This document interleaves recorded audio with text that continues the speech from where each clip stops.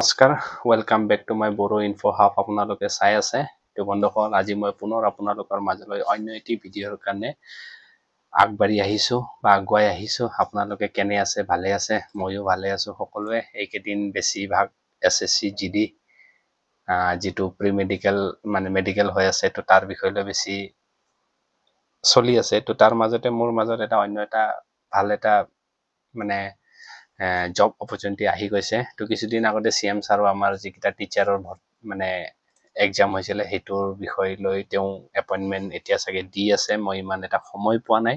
চাবলৈ বা তাৰ বিষয় ভিডিঅ' বনাবলৈ তো তাৰ বাবে মই ক্ষমা খুজিছো তো আজি ব্লগ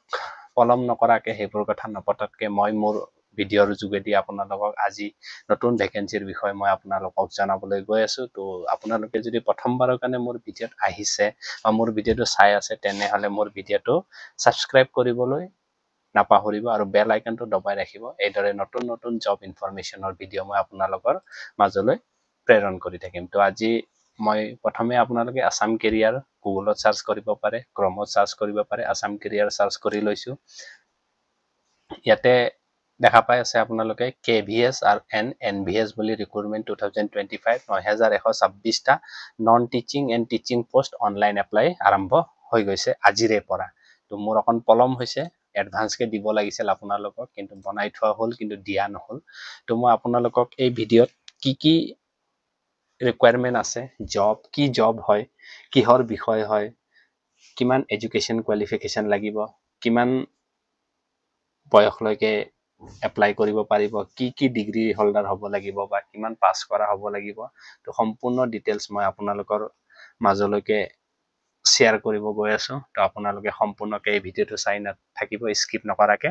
যদি ভাল লাগিছে চেনেলটো শ্বেয়াৰ কৰি দিব সকলোলৈকে তো মই এইটো ভিডিঅ'ৰ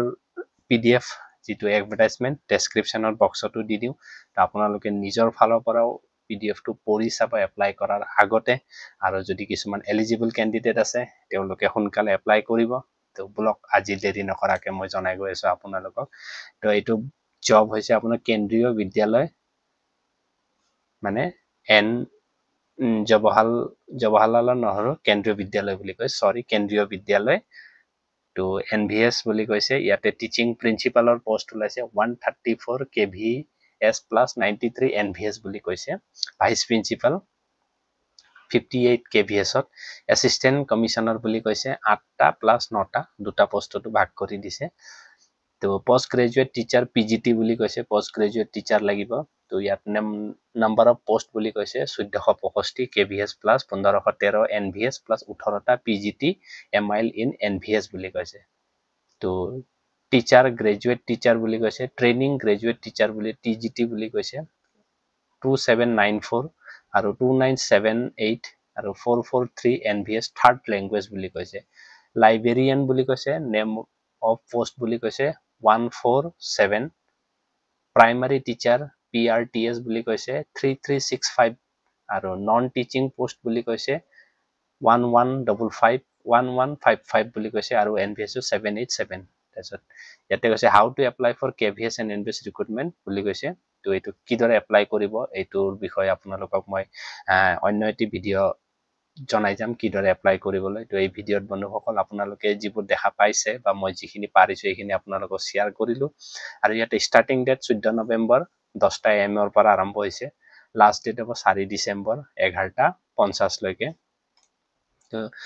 পিডিএফটো মই আপোনালোকক দি দিম তো ইয়াতে assistant commissioner equivalent of group A মানে detail of post wise category wise breakup of number of tentative vacancy বুলি কৈছে তো সম্পূৰ্ণ ভিডিঅ'টো যদি মই ক'ব যাও তো ভিডিঅ'টো ইমানে লং হ'ব তো আপোনালোকৰো চাগে আমনি লাগিব তো মই পিডিএফটো আপোনালোকক প্ৰেৰণ কৰি দিম মোৰ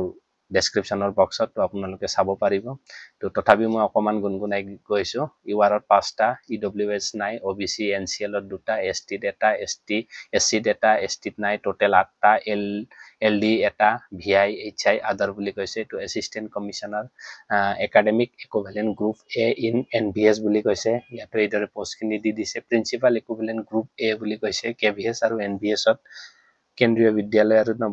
নৱোদয় বিদ্যালয় সংঘ বুলি কিবা এটা কৈছে এইটো আপোনালোকে চাব পাৰে পোষ্ট এইদৰে ভাগ কৰি দিছে বায়োটেকনিক্যাল কিবা কিবি সম্পূৰ্ণ মই জনাই দিয়া নাই আপোনালোকক PDF প্ৰেৰণ কৰিম যেতিয়া আপোনালোকে পাবই তো চাই ল'ব তো বহুত লম্বা পেজ আছে 52 পেজৰ হয় তো আপোনালোকে নিজে অকন চাই ল'ব ক'ত কি এডুকেশ্যন কোৱালিফিকেশ্যন লাগিব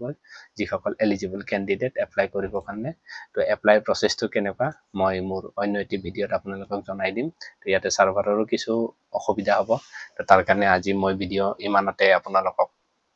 সামৰিছো তো ভিডিঅ'টো ভাল লাগিলে শেয়াৰ কৰি দিব জয় হিন্দ